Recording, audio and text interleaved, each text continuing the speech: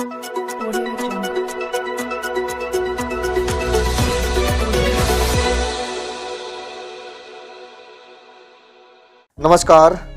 दिन की प्रमुख खबरों में आप सभी का स्वागत है। गुजरात के मोरबी में हुए पुल हादसे को लेकर राजनीतिक सरगर्मी तेज है। अमूमन हर छोटे बड़े मुद्दे पर केंद्र पर हमलावर रहने वाली ममता बनर्जी ने इस संबंध में प्रधानमंत्री नरेंद्र मोदी की भूमिका के बारे में पूछे गए एक सवाल के जवाब में कुछ भी कहने से इनकार कर दिया। उन्होंने कहा कि कोई भी सरकार नहीं चाहती कि हादसा या किसी भी तरह की दुर्घटना हो। मैं इसमें कोई टिप्पणी नहीं काटेंगे इसी के लिए कि जनता का जिंदगी ज्यादा इम्पोर्टेंट होता है, पॉलिटिक्स ज्यादा इम्पोर्टेंट नहीं होता है। People's life is more important than the politics. I'm shocked such an incident happened. मेरे को condolences है पूरी फैमिली के लिए। आज जो तारा ब्रिज तोड़ा है और इतना लोगों का मौत हुआ है, बहुत सारे लोग अभी भी मिसिंग है। हमारा स्टेट का भी एक डेड बॉडी आया, तो हमारा भी पता नहीं है कितना डेड बॉडी और भी मिलने वाला है। इसमें मानविकता का ओर से हम देखें, ऐसा काम जो करते हैं इट्स ए क्राइम। जिसको मौत हुआ है गवर्नमेंट ठीक से उसको मदद नहीं कर पाया because they are busy with election. Otherwise 3 दिन पहले करने का जरूरत क्या है? अगर आप कर रहे हैं ठीक किया है, लेकिन उसको सर्टिफिकेट भी नहीं मिलने से इनकम्प्लीट को कंप्लीट कर देना एक क्राइम होता है। लोगों को जिंदगी लेके जो खेला है उसको तो accountability should be fixed. But as a politician I will not talk anything about politics because this is a matter of the justice and I think human life is more important than the political discussion. Mamata ने इस संबंध में supreme court की निगरानी में न्यायिक जांच की मांग की और कहा कि जो लोग भी लोगों की जिंदगी को लेकर खेल रहे हैं उन्हें कड़ी से कड़ी सजा होनी चाहिए। इसके अलावा चुनाव से पहले गुजरात के 3 जिलों में नागरिकता अधिनियम के जरिए पड़ोसी देशों से आए गैर मुस्लिम लोगों को नागरिकता दिए जाने की शुरुआत के संबंध में भी उन्होंने तंज कसा।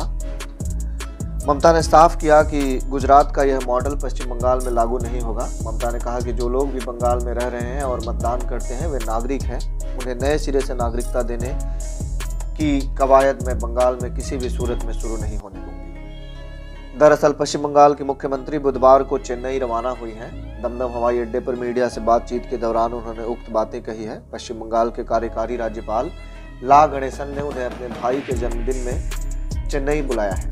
इसी सिलसिले में वह वहां पहुंची हुई है। सूत्रों ने बताया है कि चेन्नई में मुख्यमंत्री MK स्टैलिन के साथ भी उनकी बैठक हो सकती है, जहां 2024 के लोकसभा चुनाव के मद्देनजर विपक्षी एकजुटता को लेकर वार्ता हो सकती है। दूसरी ओर मोरबी पुल हादसे में राज्य सरकार ने धड़ाधड़ कार्रवाइयां शुरू की है। संबंधित संस्था जिसने पुल की मरम्मत की थी उसके अधिकारियों के खिलाफ पहले ही प्राथमिकी दर्ज हो चुकी है। कई लोगों की गिरफ्तारी हुई है। इसके अलावा देखरेख करने वाली एजेंसियों को भी नोटिस भेजा गया है।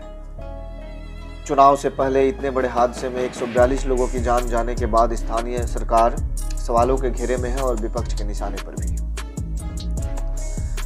कांग्रेस अध्यक्ष के रूप में मल्लिकार्जुन खड़गे के चुनाव के बाद पार्टी में एक बार फिर तकरार तेज हो गई है। राजस्थान के मुख्यमंत्री और पार्टी के वरिष्ठ नेता अशोक गहलोत के भाजपा से संपर्क होने के दावे किए जा रहे हैं। पार्टी नेता सचिन पायलट ने मल्लिकार्जुन खड़गे को पत्र लिखा है, जिसमें उन्होंने कहा है कि जिस तरह से गुलाम नबी आज़ाद प्रधानमंत्री नरेंद्र मोदी की सराहना करते थे और बाद में PM भी उनकी सराहना करने लगे, तो इसका क्या कुछ परिणाम हुआ यह सबने देखा है। उसी तरह से अशोक गहलोत भी प्रधानमंत्री की सराहना कर रहे हैं और PM भी उनकी सराहना के पुल बांध रहे हैं। जाहिर सी बात है वह पार्टी को दगा देने की तैयारी में है। उन्होंने मल्लिकार्जुन खड़गे से गहलोत के खिलाफ कार्रवाई की मांग की है। इधर पश्चिम बंगाल में शिक्षक नियुक्ति भ्रष्टाचार मामले में गिरफ्तार पलासीपारा से तृणमूल कांग्रेस के विधायक और प्राथमिक शिक्षा परिषद के पूर्व अध्यक्ष माणिक भट्टाचार्य के बारे में रोज नए खुलासे हो रहे हैं। उनके करीबी तापस मंडल से ईडी के अधिकारियों ने सारे दस्तावेज मांगे हैं। इधर CBI की टीम ने बुधवार को तापस से एक बार फिर पूछताछ की है।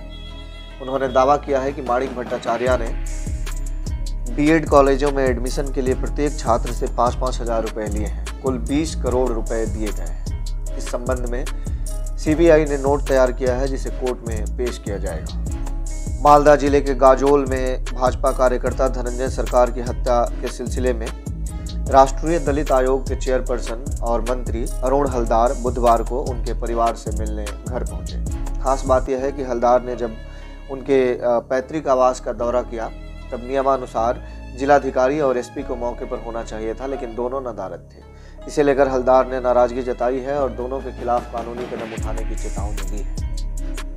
दरअसल धनंजय को 2021 के विधानसभा चुनाव के बाद से ही लगातार धमकियां मिल रही थी। दलित समुदाय के होने के बावजूद उनकी हत्या पर किसी भी तरह की कोई हंगामा नहीं हुआ और ना ही राष्ट्रीय स्तर पर कोई मुद्दा उठाया गया। इसे लेकर भी अरुण प्रकाश ने सवाल खड़ा किए और बुद्धिजीवियों, जिन लोगों ने देश के दूसरे हिस्सों में दलितों की हत्या पर हंगामा करना शुरू किया था, उनसे जवाब मांगे हैं। पश्चिम बंगाल में अगले साल आसन्न पंचायत चुनाव को लेकर भारतीय जनता पार्टी ने एक बार फिर हिंसा की आशंका जाहिर की है। पार्टी की ओर से नेता शिशिर बाजोरिया ने राज्य चुनाव आयुक्त को पत्र लिखकर पंचायत चुनाव में अतिरिक्त संख्या में केंद्रीय बलों की तैनाती की मांग की है।